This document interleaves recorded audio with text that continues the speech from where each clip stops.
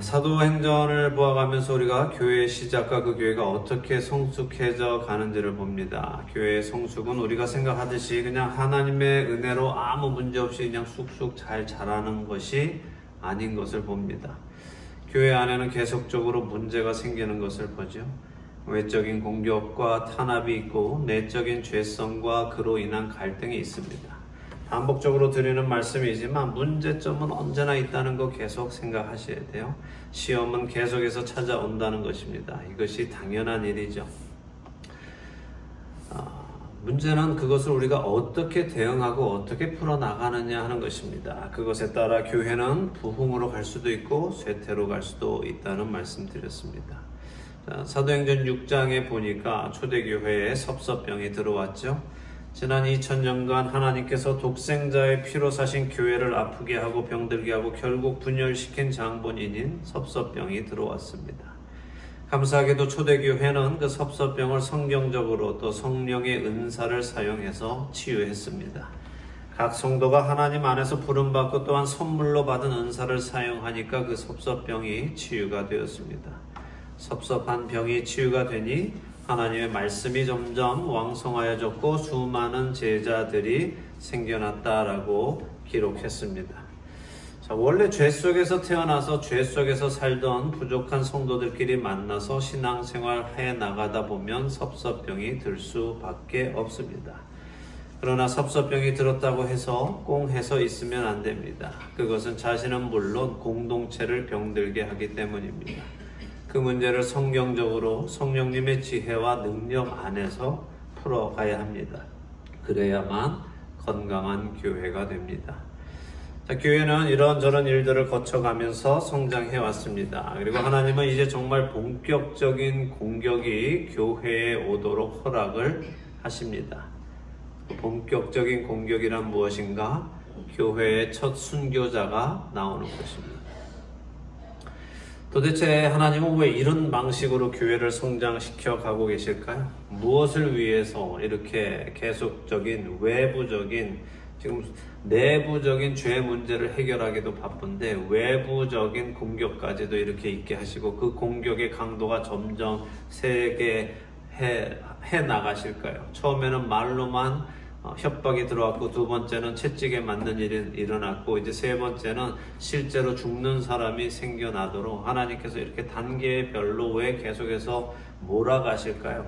그냥 조용히 신앙생활 하다가 주님 만나러 가면 안 될까요? 왜 이렇게까지 하시면서 교회를 훈련시키실까요? 만일 여러분이 그 답을 모르신다면 여러분은 그런 일을 만날 때 당황하게 되십니다. 우리에게 이런 일이 일어날 때 우리가 그 답을 모르면 이런 일이 일어날 때 왜 나한테 이런 일이 일어나지? 라는 질문을 하게 된단 말입니다. 답을 모르니까 질문이 생겨나는 거예요. 여러분은 답을 알고 계십니까? 왜 이런 영적 전쟁이 쉬지 않고 일어나는지 그 답을 아세요? 아는 분들은 이런 일이 일어날 때 전혀 질문하지 않죠. 대신 어떻게 해요? 우리가 사도들을 봤잖아요. 네. 이미 그들은 어떻게 당연하다고 생각하는 거예요. 여러분이 이미 너무 잘 알고 계시는 말씀이 있죠. 예수님이 말씀해 주셨어요. 왜 이런 일이 쉬지 않고 일어나는지 말씀해 주셨습니다. 여러분이 너무 잘 알고 계시는 말씀이지만 그 말씀이 그냥 우리 마음 안에 새겨져 있지 않기 때문에 잘 생각이 안 나는 거죠. 이런 일들을 겪을 때. 요한복음 15장 18절에서 20절에 예수님 분명하게 말씀하셨어요. 세상이 너희를 미워하면 너희보다 먼저 나를 미워한 줄을 알라. 너희가 세상에 속하였으면 세상이 자기의 것을 사랑할 것이나 너희는 세상에 속한 자가 아니요 도리어 내가 너희를 세상에서 택하였기 때문에 세상이 너희를 미워하느니라.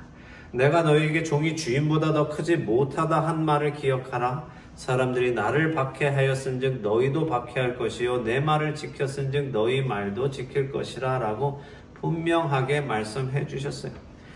자, 멸망할 이 세상은 하나님 나라를 대적하게 되어 있습니다. 하나님 나라를 대적하기 때문에 그들은 멸망하는 겁니다. 만일 우리가 세상에 속하였다면 세상은 마귀는 우리를 공격하지 않습니다. 자기의 것을 뭐하러 공격하겠어요? 세상이 우리를 공격한다는 것은, 우리가 마귀로부터 공격을 받는다는 것은 우리가 세상에 속하지 않았다는 증거입니다. 흔히 사람들은 자신의 정체성을 알아야 한다고 하죠. 자신이 누구인지 아는 것이 중요하다고 합니다. 자신이 어떤 집단, 어떤 문화, 어떤 유형의 사람인지 알고 행동하는 것이 중요하죠. 예를 들어 경찰은 자신이 경찰이라는 그 정체성을 알아야 됩니다. 그렇죠? 소방관은 자신이 소방관이라는 정체성을 알아야 돼요. 요리사는 자신의 정체성이 요리사라는 걸 알아야 됩니다.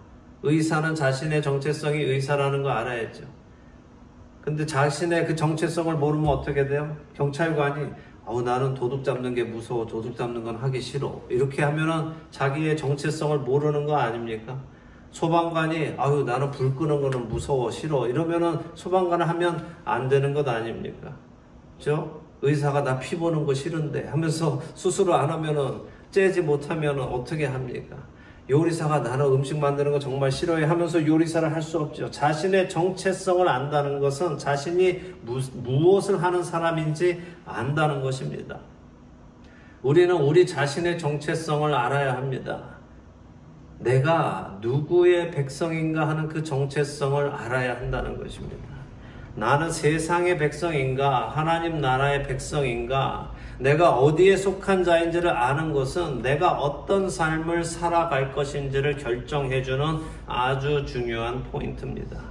그렇기에 내가 하나님 나라에 속한 자인 것을 아는 사람이라면 자신이 예수 그리스도께 속한 자라는 것을 아는, 내가 예수님에게 속했다, 내가 그리스도인이라 라는 그 정체성이 있는 것을 아는 사람이라면 세상이 나를 미워할 때, 또 세상으로부터 핍박과 고난이 올 때 그것을 당연하게 생각한다는 것입니다.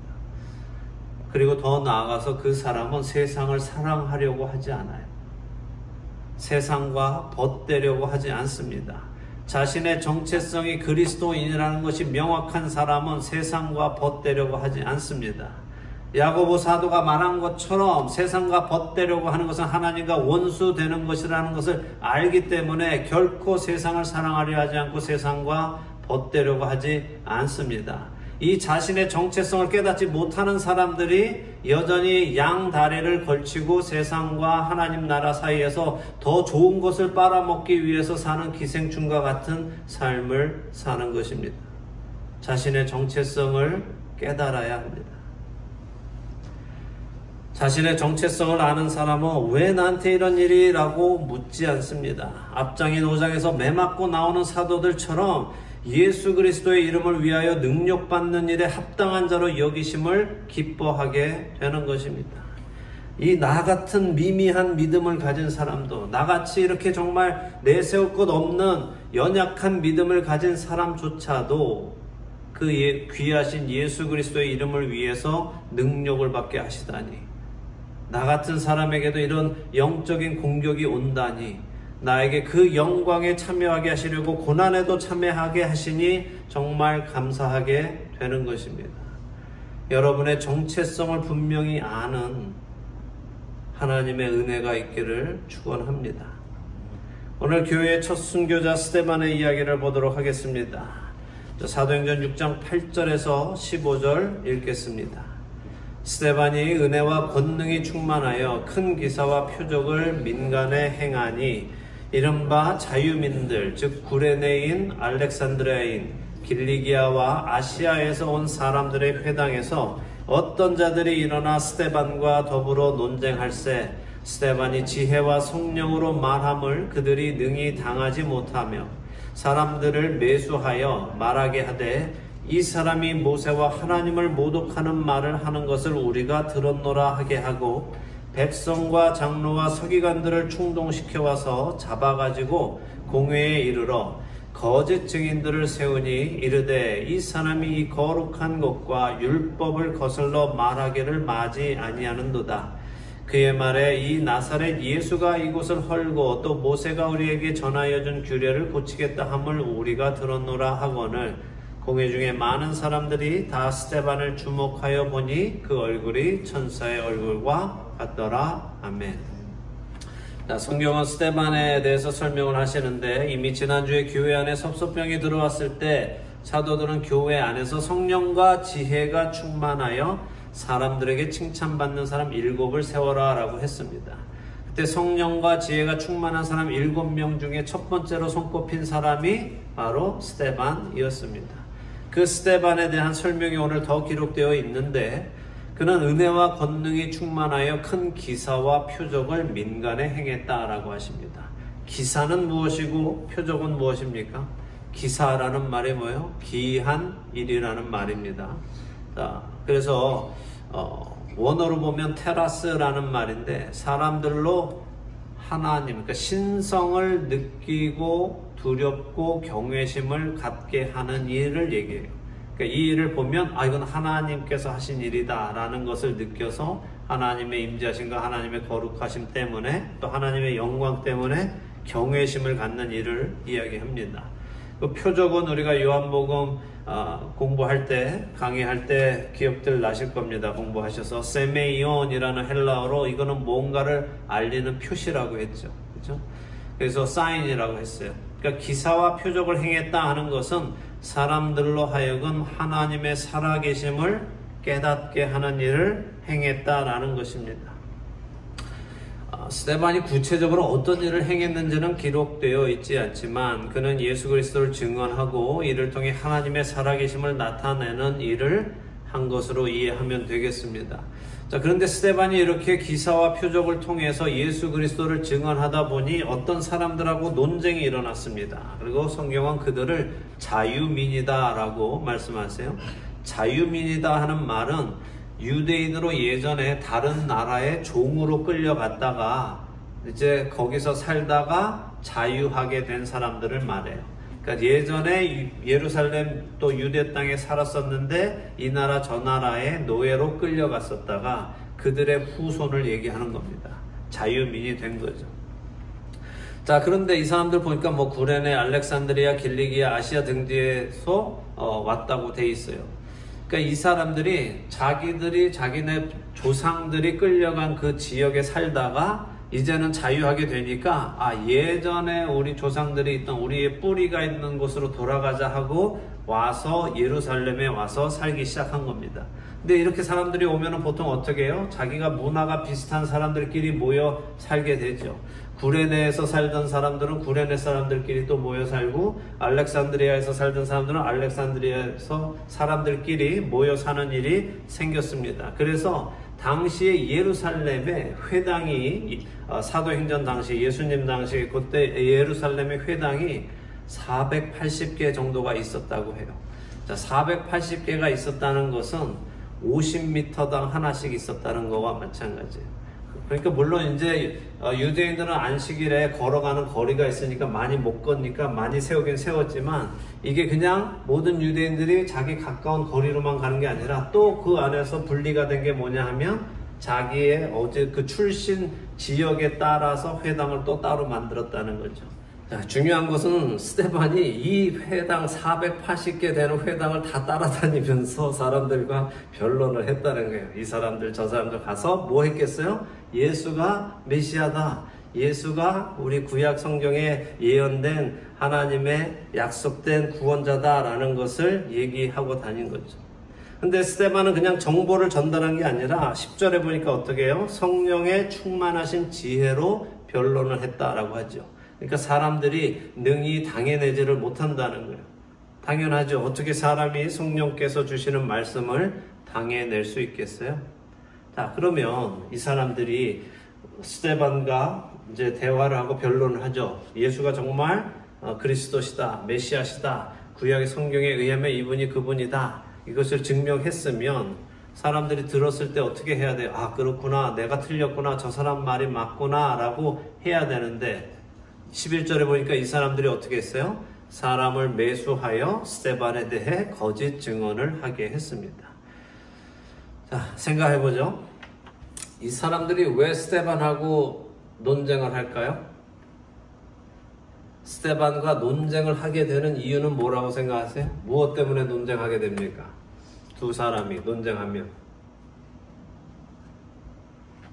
둘 다 맞으니까 그런 거 아니에요. 하나가 틀리고 하나가 맞으면 틀린 사람은 맞은 사람한테 인정을 하면 아 맞군요 하고서는 인정하면 논쟁은 끝나잖아요. 근데 이게 논쟁이 계속되는 이유는 팽팽하게 서로가 자신이 옳다라고 하고 있으니까 논쟁을 하게 되는 겁니다. 자, 그러면 지금 이 스데반과 논쟁을 하는 사람들은 자기들의 생각에 자기들이 하나님을 제대로 믿고 있다고 생각하겠습니까? 아니겠습니까? 믿는다고 생각하겠죠. 자기들이 하나님을 제대로 알고 자기들이 성경을 제대로 알고 있다고 생각하니까 스데반이 하는 말이 옳지 않다. 우리는 우리가 하는 것이 옳다라고 말하지 않겠어요? 하나님을 제대로 믿고 있다고 생각한다는 거예요. 그러니까 스데반과 논쟁을 하는 것입니다. 자, 그러면 자신들이 틀리다고 자신들이 제대로 믿지 못하고 있다면 그들은 겸손하게 듣게 됩니다. 그런데 자신들이 맞다고 생각하니까 바득바득 우기는 것이죠. 자, 그렇다면 그들의 생각처럼 자신들이 올바르다고 생각하고 자신들이 하나님을 제대로 믿고 있다고 생각한다면 그들은 자신들의 삶으로 자신들이 하나님을 제대로 믿고 있는 것을 증명했어야 돼요. 무슨 말씀인지 아세요? 그들의 삶을 보면 그들의 삶이 하나님을 제대로 섬기는 자인지 아닌지를 증명해 줘야 된다는 말이에요. 자, 근데 이 사람들이 어떻게 했어요? 사람들을 매수해서 스데반에 대해서 어떻게 해요? 거짓 증언을 하도록 만들었어요. 자, 이것이 하나님을 제대로 섬기는 사람이 할 일입니까? 아니죠. 자, 하나님이 주신 10계명에서 제9계명 많은 사람들이 잘못 이해하고 잘못 기억하고 있죠. 거짓말하지 마라 라고 기억하고 있지만 명확하게는 하나님이 뭐라고 하셨어요? 내 이웃에 대하여 거짓 증거하지 마라가 10계명 중에 9계명입니다. 자, 이들은 지금 자신들이 하나님을 제대로 믿고 있다고 생각하기 때문에 스데반하고 변론을 했지만 정작 그들은 하나님의 계명을 어기고 있는 거죠. 사람을 사서 이웃을 향하여 거짓 증언을 하게 만들었어요. 그러니까 가장 기본적인 10계명부터도 이 사람들은 어기고 있는 거죠. 그러니까 우리는 이 사실을 분명히 보아야 합니다. 우리도 많은 경우 사람들과 부딪힐 때가 있어요. 사람들과 부딪히는 이유는 자기 자신이 옳다고 생각하기 때문에 그렇습니다. 상대가 잘못했고 내가 옳다고 생각하기 때문이죠. 그렇다면 우리는 자기 자신을 돌아봐야 합니다. 내가 옳다면 나는 하나님의 말씀 앞에서 부끄러울 것이 없어야 합니다. 하나님의 말씀에 순종하고 있어야 합니다. 만일 자신이 하나님의 말씀에 순종하고 있지 않으면서 자신이 옳다고 믿고 있다면 그것은 자기 자신이 틀렸다는 것을 증명할 뿐입니다. 다른 사람을 정죄하기 위해서 자신이 하나님의 말씀을 어기고 있는 이 유대인들, 이들은 스데반이 모세와 하나님을 모독했다고 거짓 증언자들을 세웁니다. 그리고 백성과 장로와 서기관들을 충동시켰습니다. 자, 도대체 스데반이 뭐라고 했길래 이들은 이렇게 온 예루살렘 사람들과 지도자들까지 충동질을 할까요? 이들의 증언을 보니 이 사람 곧 스데반이 이 거룩한 곳, 다시 말해 성전과 율법을 거슬러 말했다라고 증언하죠. 거룩한 성전과 율법을 거슬렀다라고 했습니다. 자, 스데반은 뭐라고 했겠어요? 예수님이 율법의 의를 완성하셨다라고 말했겠죠. 그래서 더 이상 제사를 지낼 이유가 없다라고 했겠죠. 예수님의 단번에 제사로 우리의 모든 죄를 사하셨고 그분이 우리를 하나님의 임재 앞으로 이끌어 가셨기 때문에 이제 더 이상 이 성전 제사는 의미가 없다라고 말했을 것입니다. 또한 모세의 율법도 더 이상 의미가 없다고 했을 것입니다. 왜냐하면 예수님이 십자가에서 죽으시고 부활하시고 율법을 마치셨기 때문에 이제 더 이상 이것을 열심히 지키는 것이 그들에게 구원에 이르게 하는 조건이 아니다라는 것을 설명했을 것입니다. 어느 누구도 의인은 없고 하나도 없어서 어느 누구도 율법을 지킴으로 하나님 앞에 갈 수 있는 사람은 없다라는 사실을 올바른 복음을 전했을 것입니다. 그랬는데 이들은 그것을 꼬투리 잡아서 공격하는 것입니다. 자, 근데 생각해보죠. 자, 거룩한 곳을 거슬러 말했습니다 했어요. 이 거룩한 곳이 뭐예요? 성전이죠. 성전은 누가 담당했습니까? 사두개인들이 담당했죠. 자, 그러면 모세의 율법을 거슬러 말했다 했어요. 모세의 율법은 또 누가 담당해요? 바리새인들. 자, 그러니까 지금 교회를 향한 박해가 지금까지는 누구를 중심으로 돼 있었어요? 제사장들, 사두개인들을 통해서 오고 있었습니다. 그들이 계속 잡아왔었어요. 그랬는데 이제 어떻게 해요? 바리새인들까지 동참하게 만드는 거예요. 그리고 사두개인과 바리새인들이 함께 힘을 합쳐서 교회를 공격하는 거죠. 그러니까 교회를 미워하는 세력이 더욱 늘어난 것입니다. 자, 예수님은 분명히 이 성전을 헐라 내가 사흘 만에 일으켜 세우겠다라고 하셨습니다. 그 말씀으로 인해 예수님이 대제사장들한테 정죄를 받으시고 십자가형을 언도받으셨어요.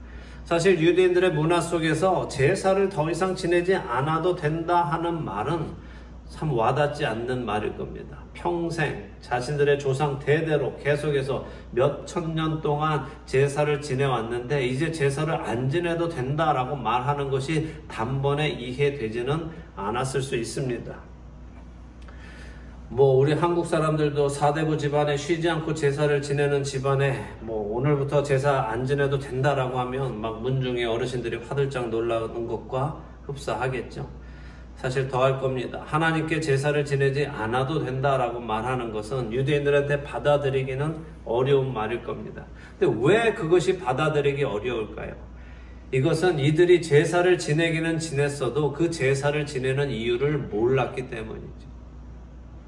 그저 자신들에게 제사를 지내라고 율법이 주어졌기 때문에 그냥 그것을 따라서 할 뿐이지, 자신들이 그렇게 주어진 율법을 따라서 제사를 지내면 자신들은 자신이 할 일을 다 했다고 생각하기 때문이죠. 그러나 바로 그런 그들의 모습을 보면서 하나님은 그들이 마당만 밟고 간다고 말씀하신 거예요.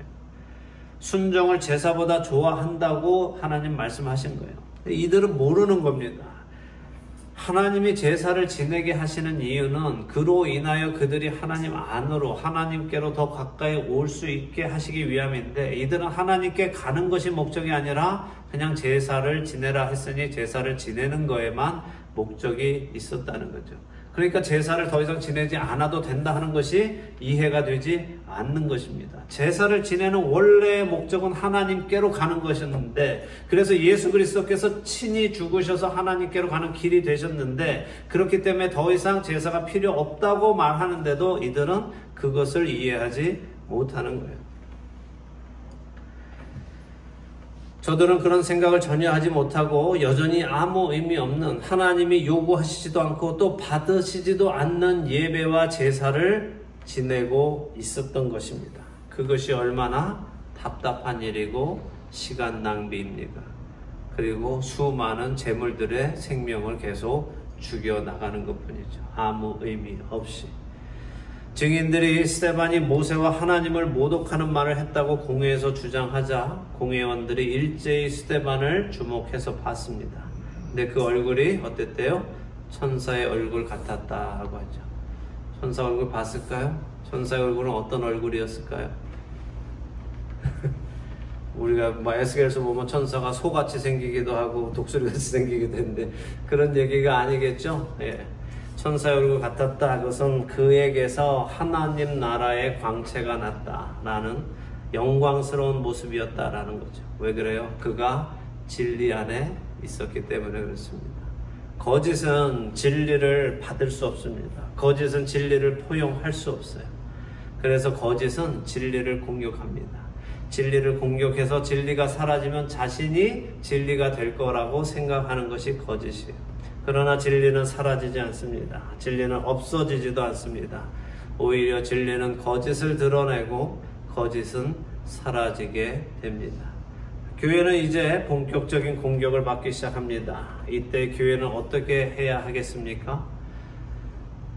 이제 생명의 위협이 오기 시작했습니다. 그래도 교회는 예수님이 말씀하신 대로 끝까지 견뎌야 하고, 예수님을 부인하지 않고 진리 안에 서고 진리 위에 서고 진리 안에 거하고 담대히 진리를 선언해야 하는 것입니다. 공격이 오면 사람은 위축되게 됩니다. 선을 행하다가도 낙심하게 되고 하던 일을 멈추게도 됩니다. 그러나 성령님의 인도하심을 받는 사람들은 그렇지 않습니다. 오히려 더 담대하게 진리를 전하게 됩니다. 우리 각자를 돌아보고 점검하고 나는 진리 위에 서 있는가, 나는 진리 안에 거하는가 점검하는 우리가 되기를 바랍니다. 그래서 세상의 공격에도 흔들리지 않고 진리만을 전하는 우리 모두가 되기를 예수 그리스도의 이름으로 축원합니다.